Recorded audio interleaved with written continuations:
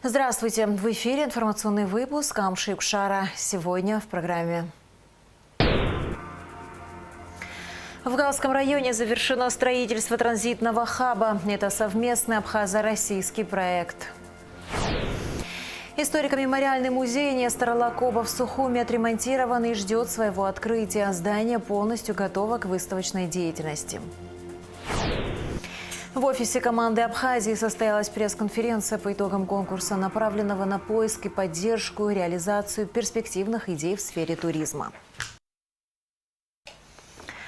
В Москве состоялась 69-я сессия парламентского собрания Союза Беларуси и России, в которой приняла участие делегация Народного собрания Абхазии во главе со спикером Лашей Ашуба. Заседание прошло в соответствии с повесткой, утвержденной решением Совета парламентского собрания. Сессию провел председатель парламентского собрания Союза Беларуси и России, председатель Государственной Думы Федерального собрания Российской Федерации Вячеслав Володин. Делегация парламента Абхазии выступает в качестве постоянных наблюдателей при парламентском собрании Союза Беларуси и России. В ходе работы парламентарии рассмотрели вопросы повестки дня. У парламента Абхазии и Госдумы России сложились традиционно самые добрые рабочие конструктивные взаимоотношения, отметил спикер Лаша Ашуба перед открытием 69-й сессии парламентского собрания Союза Беларуси и России. Республика Абхазия является постоянным наблюдателем с 2008 года в союзном парламенте. И, собственно, каждый год наши коллеги из России и из Беларуси приглашают нас на это мероприятие. Мы традиционно его посещаем. Это хороший опыт, хорошая площадка для дополнительного выстраивания взаимоотношений. У нас с Государственной Думой Российской Федерации сложились традиционно самые добрые рабочие конструктивные взаимоотношения. Еще в период до признания Республики Абхазия в Государственной Думе всегда звучал голос Республики Абхазия. В данное время складываются взаимоотношения и взаимодействия и с нашими коллегами из белорусского парламента. Я думаю, что мы продолжим работу в этом ключе. Может быть... А что входит в ваши обязанности как наблюдатели? Как вы с этих позиций оцениваете динамику развития союзного государства? Динамику развития союзного государства мы, конечно же, оцениваем позитивно. В наши обязанности входит, в общем-то, мы не принимаем участие в голосовании по вопросам, но имеем возможность участвовать в работе комиссий соответствующих комитетов и, конечно, в работе пленарного заседания основного. В Галском районе завершено строительство транзитного хаба. Это совместный абхазо-российский проект. Транзитный хаб не предполагает торговлю с Грузией. Основная цель – расширение торговых возможностей. Каких узнавала Гугуца Вардания. Когда-то через Абхазию проходил шелковый путь, самый большой торговый маршрут в истории человечества. И сейчас страна восстанавливает статус ключевого стратегического хаба в регионе. Это стало возможным благодаря совместному абхазо-российскому проекту в Галском районе. Он почти завершен и готовится к запуску. Транзитный хаб не предполагает торговлю с Грузией. Основная цель – расширение торговых возможностей. Среди потенциальных участников – Индия, Армения, Иран, Азербайджан, Таджикистан и другие страны. Для кого-то этот коридор выгоден, для кого-то этот коридор удобен. И Сочи, Краснодар, Ростов. Для этих регионов сегодня выгодно заниматься нашим сквозным проходом. Просто это надо все прорабатывать, надо все изучать. Почему мы 6 лет этим занимаемся так аккуратно, не навредив никому, в первую очередь в нашей стране, потому что мы все изучали. У нас были тестовые проезды, мы пропустили груз через Абхазию на территорию Российской Федерации. Уполномоченные органы провели всю необходимую работу, что таможня, что служба государственной безопасности, что погрануправление ФСБ Российской Федерации. Да, и товар доехал до пункта назначения. У нас и обратный был груз. Мы в Иран отправляли товар из Абхазии. Уже, да, в тестовом режиме эти механизмы все проработаны. Проект долгое время держали в секрете из-за сложной геополитической обстановки. Хаб в Галском районе будет связан с железнодорожным терминалом в Очимчире, так как автодороги Абхазии пока не готовы для масштабного грузопотока. Планируется многоуровневая проверка грузов и транспорта от сканеров и рентгена до досмотровых ям и детального обследования. Мы хотим связать наш терминал с железнодорожным терминалом, который построен сегодня в Очимчирах. Вот мы будем отгружать туда контейнеры или там прицепы, как это будет, и отправлять это все в Российскую Федерацию. И также обратно будет приезжать поезд, разгружать его в Очимчирах, нашими машинами будут довозить до терминала и оттуда уже отправлять. 3 этапа строительства терминала. Первый этап – это сам терминал. Второй этап – это уже строительство таможенных складов разного хранения, такие холодные и горячие, там холодильные камеры могут быть, такие там табачная продукция, алкогольная продукция, она как бы должна иметь свои склады СВХ. Строительство приграничного хаба в Гале реализуется на базе Абхазо-Российского таможенного соглашения о транзите грузов. Документ был подписан в 2011 году. Положение из него до сих пор не реализовано по ряду причин, исходящих из опасений безопасности. Учитывая соседство с Грузией, однако, по словам гендиректора транзитной компании Астамура Акселба, нет никаких оснований сомневаться в намерениях стратегического партнера в лице России. Хочу сказать, что никакой речи о торговле между Абхазией и Грузией не может быть, пока не будут подписаны ряд документов.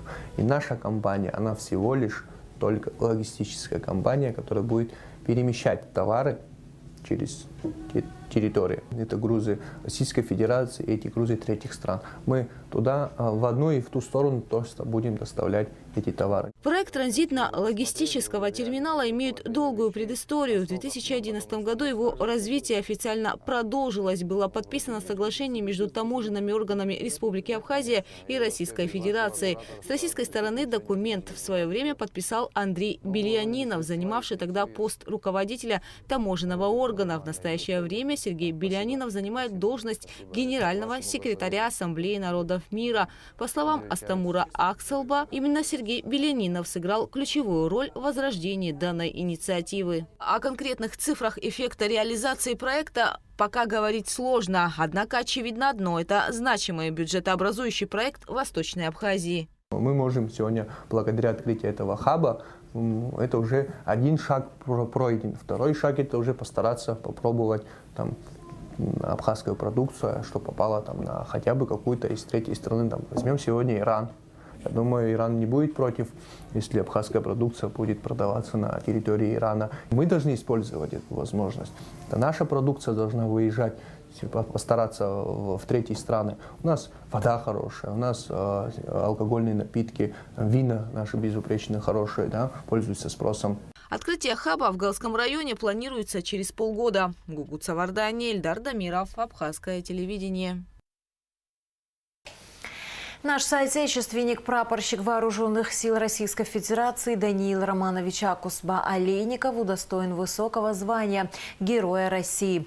Даниилу 28 лет, он родился в Москве. Каждое лето в детстве проводил у тети Медеи Акусба в Абхазии, рассказала она «Спутник». Окончив школу, Даниил сразу пошел в армию. Вскоре после начала специальной военной операции по освобождению Донбасса он подписал контракт о службе в Вооруженных силах России. Владимир Путин лично вручил награду герою. Прапорщику Олейникову Даниилу Романовичу.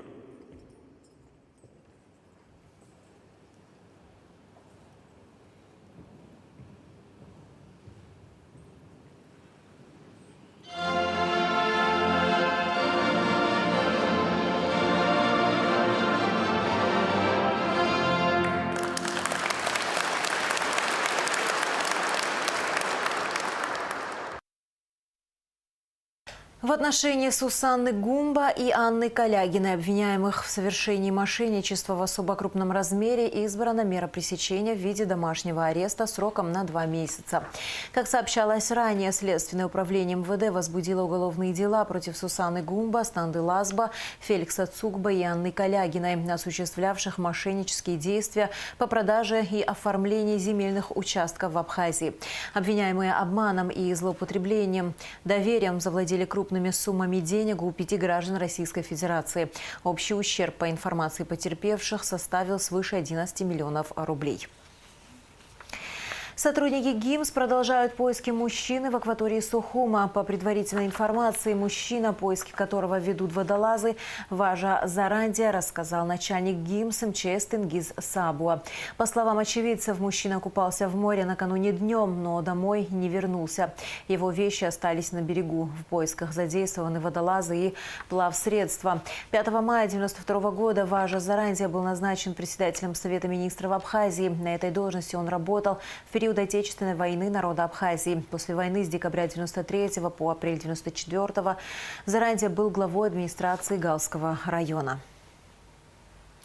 Администрация Гудрыпского района организовала отправку гуманитарного груза для участников специальной военной операции гражданского населения Донбасса, оказавшегося в зоне боевых действий. В гуманитарном грузе свежие цитрусовые плоды.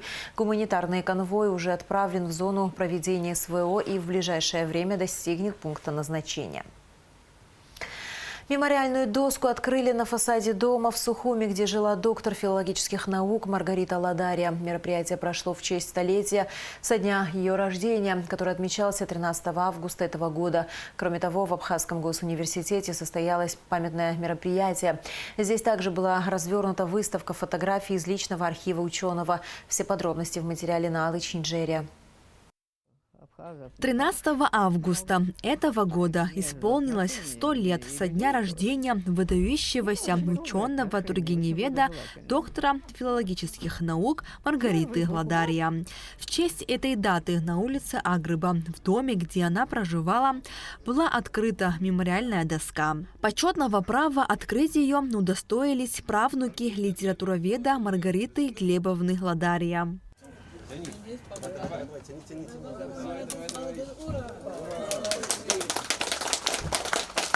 Мемориальная доска была создана по эскизу внука ученого Дениса Ладария.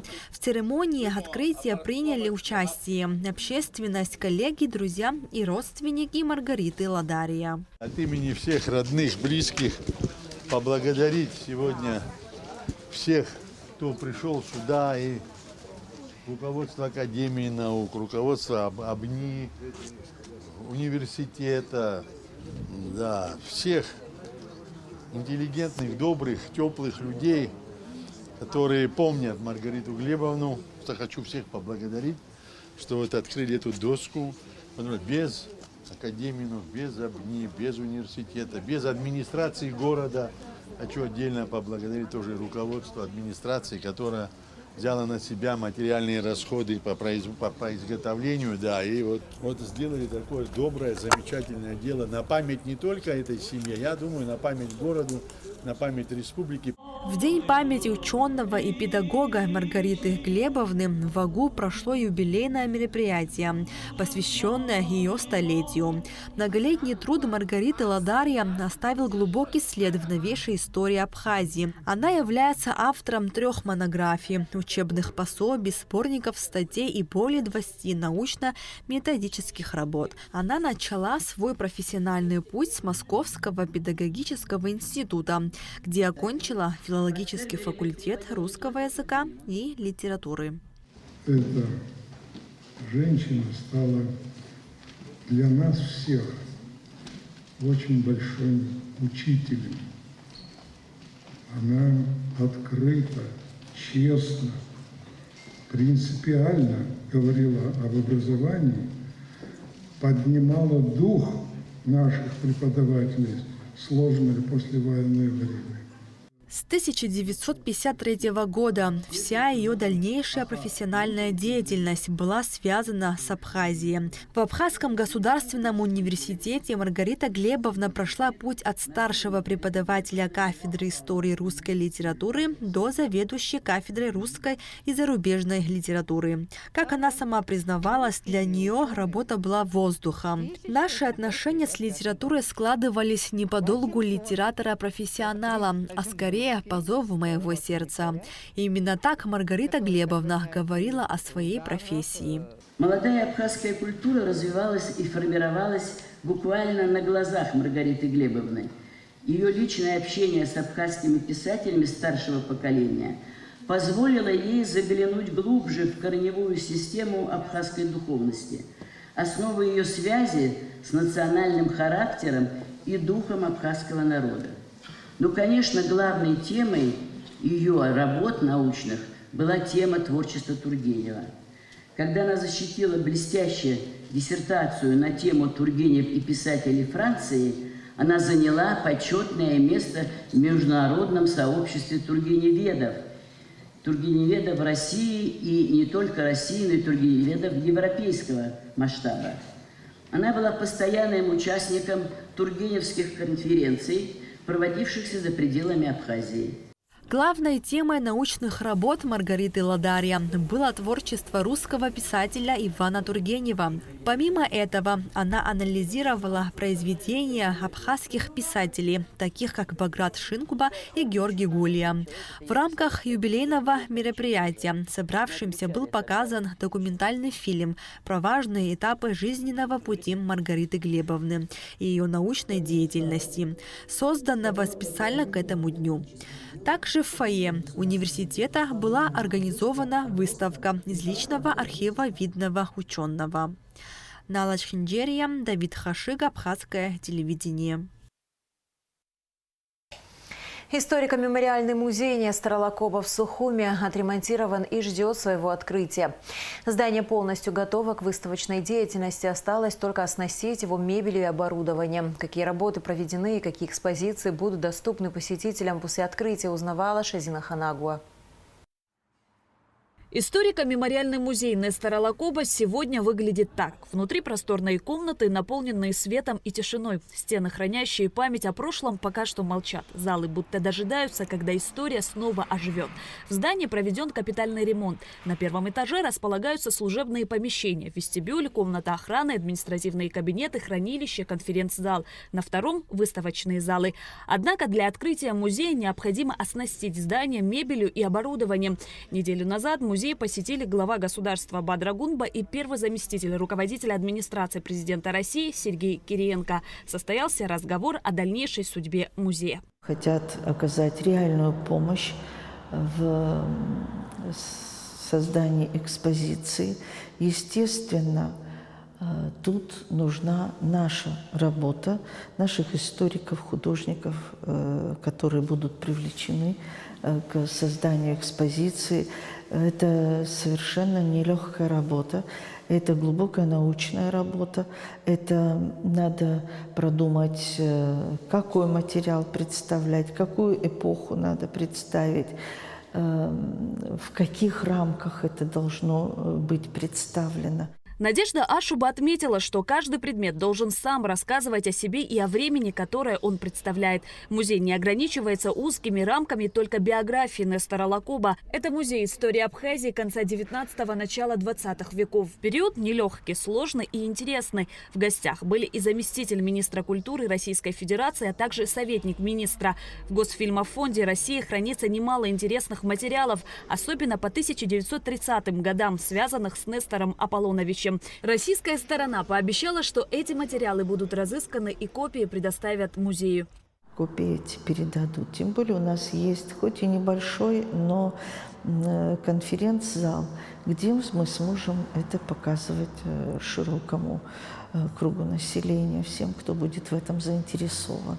Я думаю, особенно молодым историкам это будет хорошее подспорье в изучении истории своего края. Историко-мемориальный музей Нестора Лакоба был создан в 1982 году. Для посетителей был открыт в 1983 году к 90-летию Лакоба. Музей проработал до августа 1992 года. Во время Отечественной войны народа Абхазии его сожгли. Сохранившиеся материалы в удовлетворительном состоянии. Это основной фонд наш, личный архив Нестора, который сохранился благодаря супруге Нестора Аполлоновича. Но уже после того, как репрессии завершены и брат царей Муста вернулся в Абхазию, он определенное время жил здесь, знал, где архив. Вот, когда он переезжал в Батум, он забрал с собой этот архив. Когда создавался музей, Станислав Зосимович, Людмила Владимировна Малия, первый директор бессменный до недавнего времени, они вместе ездили в Батум. Какую-то небольшую часть архива он нам передал. Но на сегодня весь этот архив продан сыном Мусту в Институт Гувера в Соединенных Штатах. Мы сможем располагать только копийным материалом при наличии финансов. То есть все это естественно, в наше время это все надо покупать. Там очень такой богатейший архив. Во время посещения Станиславу Зосимовичу удалось где-то 95-98% зафиксировать. У нас есть перечень материалов.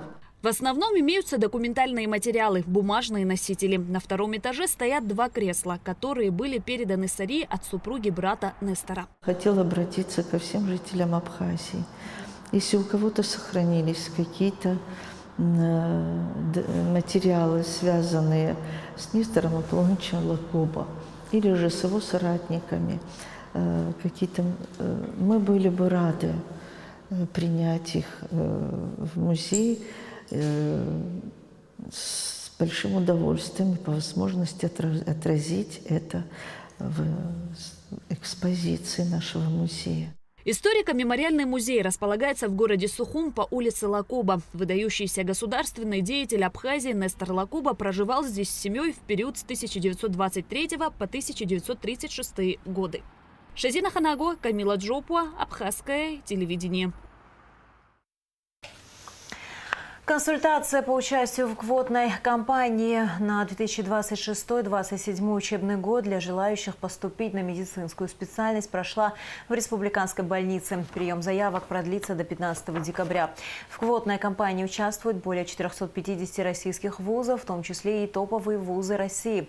В зависимости от выбранного уровня образования кандидат будет проходить 2 этапа отбора. В рамках квотной кампании 26-27 учебного года Абхазии выделено 115 квот по разным направлениям. В соответствии с детализированным планом приема на медицинские специальности выделено 11 квот. В последние годы у нас медицина является направлением с самым высоким конкурсом. В прошлом году на медицинские специальности у нас был конкурс 5 человек на место. В зависимости от выбранного уровня образования кандидат будет проходить 2 этапа отбора. Первый этап отбора абсолютно одинаковый для всех. Он продолжится до 15 декабря. Это самостоятельное заполнение заявки на сайте educationrussia.com. Второй этап отбора в зависимости от выбранного уровня образования. На специалитет кандидаты будут сдавать тестирование офлайн по 2 профильным предметам. Это химия, биология. На ординатуру будет проведен конкурс документов об имеющемся образовании. На данный момент обучаются за пределами Республики Абхазия за счет Министерства здравоохранения более 80 врачей разных специальностей. И мы нуждаемся, естественно, в некоторых направлениях, такие узкие направления, как ревматология, неонатология и различные другие специальности. Но в том числе и общая хирургия, например, там в Гагре и реаниматологов, и хирургов иногда бывает не хватает, в Ткварчале. Поэтому мы на данный момент, пользуясь ресурсом, который есть в других местах, пытаемся эти проблемы закрыть, в том числе и при помощи российских наших коллег, которые периодически сюда приезжают в помощь, так же, как и в летний сезон, например. Трехдневный образовательный интенсив от Центра развития молодежных медиа «Шум» начался в представительстве ДВФМ в Абхазии. Совместно с Госкомспорта Абхазии определены 4 ключевые темы образовательного интенсива: сохранение абхазского языка, образ молодого гражданина Абхазии, образ будущего современного молодого человека в Абхазии через 5-10 лет, талантливая молодежь в лицах. На итоговую презентацию 4 проектов будут приглашены эксперты, представители госуниверситета, парламента и журналисты. Мы образовательная площадка в сфере медиа-журналистики, обучаем действующих создателей контента, пресс-секретарей, тех, кто каждый день рассказывает о том, что происходит в мире. Мы приехали и делаем совместную программу с представительством дирекции Всемирного фестиваля молодежи в Республике Абхазия. Делаем образовательную программу, преимущественно направленную на видеоконтент. Участники поделены на 2 направления. Это вертикальные видео и горизонтальные. И работают над кейсами, которые мы им предлагаем. Они решают реальную задачу. Им необходимо создать видеопродукты по разным темам. Это видение будущего, то, как видит молодежь Абхазии молодого гражданина, который развивает страну, как они видят будущее для своей страны и в каком направлении она должна развиваться. Участникам необходимо приготовить медиапродукты, настоящие видеоролики, которые мы в конце программы будем презентовать нашей экспертной комиссии и получать обратную связь, отправлять на доработку, если такие моменты будут, и будем выпускать уже на медиаресурсах Республики Абхазия. Сегодня у нас в гостях наши партнеры, проект «Росмолодежи Шум». Это очень интересная форумная кампания, где эксперты рассказывают нашим участникам, как студентам, так и более опытным участникам про медиа. Затрагиваются такие серьезные и очень интересные вопросы, как популяризация абхазского языка и сохранение абхазского языка, развитие молодежи в ближайшие 5-10 лет. Участникам очень интересно, они разбирают эти кейсы и готовятся к презентации.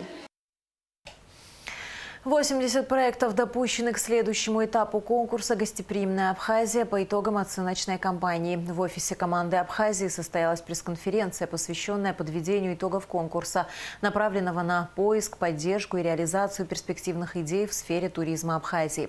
Конкурс стартовал 7 августа, а финал, который будет проходить в очном формате, запланирован в январе 2026 года. Аэлита Арутюнян расскажет подробности. Гостеприимная Абхазия – проект, направленный на поиск, поддержку и реализацию перспективных идей в сфере туризма в Абхазии. Министр туризма Астам Урлогуа выразил надежду на продолжение такого рода конкурса и пожелал удачи всем участникам. По мнению Урлогуа, конкурсы, как Гостеприимная Абхазия, очень важны и необходимо развивать новые идеи, локации, продвигать Абхазию. Такие проекты – это подспорье для продолжения развития, а также улучшения сферы туризма в стране. С мая месяца мы все время говорим про горы, про пешеходные маршруты и так далее. Отрадно видеть такие инициативы, их немало в этом конкурсе. Конечно, они перекликаются, многие из них, но очень хорошо, что они есть в нашей стране. Я видел и проекты, связанные с продвижением Абхазии, горно-пешеходных маршрутов и всего остального, что не может не радовать меня как министра и нашу отрасль в целом. Ценным результатом конкурса стало включение в него не только действующих игроков рынка, но и обычных граждан, поверивших в возможность изменить облик туристической отрасли страны и готовых внести собственный вклад в развитие сферы гостеприимства Абхазии. Главное, чтобы мы с каждым днем все лучше и лучше развивали нашу страну, предлагали новые интересные мысли, идеи, локации, проекты. Это очень важно для того, чтобы сделать нашу страну еще более привлекательной. И те амбициозные задачи, которые с руководством мы ставим по количеству туристов, которых мы хотим видеть, гостей в Абхазии, чтобы они сбылись. Конкурс стартовал 7 августа, а очный финал запланирован на конец января, начало февраля следующего года. Проект располагает несколькими этапами. Вначале было необходимо зарегистрироваться и заполнить анкету, потом пройти онлайн-курсы, далее дистанционное тестирование, оценка компетенций. Еще один этап – это акселератор проектов в индустрии гостеприимства, после чего финал и определение победителей проекта. Органы управления конкурса – это наблюдательный совет, который состоит из 5 человек, представителей Республики Абхазия. Экспертный совет – это 6 представителей Республики Абхазия, 6 представителей Российской Федерации. Организационный комитет – это 3 представителя Республики Абхазия и 3 представителя Российской Федерации. То есть конкурс является совместным, абхазо-российским. С абхазской стороны одна команда Абхазии, с российской стороны это автономная некоммерческая организация «Россия – страна возможностей», президентская платформа.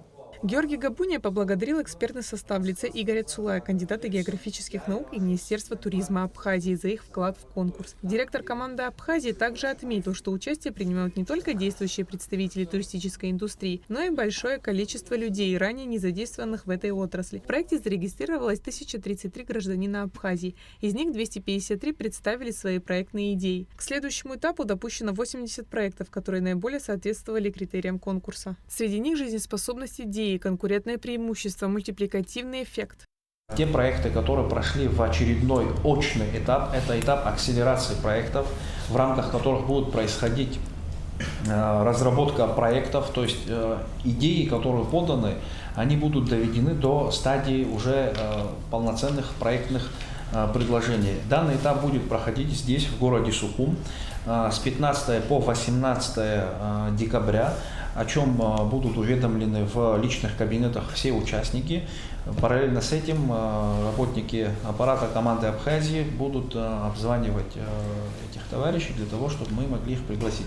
Игорь Цулай выразил надежду, что такой проект поможет развивать восточную часть Абхазии. Он также поделился своими наблюдениями и рассказал о важности посещения туристами Абхазии не только в летние, но и в зимние сезоны.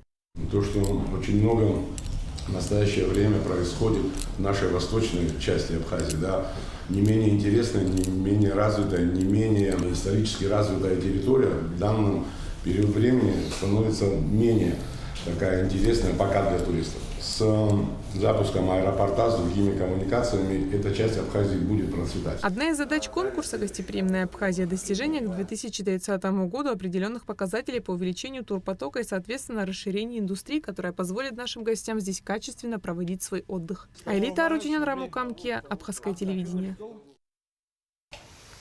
Институт экологии Абхазии получил грант Фонда президентских грантов России на восстановление дома смотрителя Сухумского маяка. По словам руководителя проекта Михаила Кирия, планируется восстановить здание, подвести коммуникации, благоустроить территорию. После ремонта здесь откроют детский экологический клуб, коворкинг и площадку для образовательных и культурных мероприятий. Прием и выдача российских водительских удостоверений на территории Абхазии приостанавливается с 20 декабря текущего года по 20 января 2026 года. Об этом сообщает УГАИ МВД. Решение принято в связи с наступлением периода годовой отчетности и новогодних каникул. В настоящее время 1500 готовых удостоверений ждут своих владельцев в здании УГАИ. Госавтоинспекция также напоминает, что граждане Абхазии получают российские водительские права в упрощенном порядке выдачи. И данная мера будет действовать до 1 апреля следующего года. И в завершении выпуска о погоде. В среду 10 декабря в Абхазии ожидается переменная облачность. Местами со второй половины дня дождь, гроза. Температура воздуха ночью 5-10, днем 9-14 градусов. Температура морской воды 14 градусов.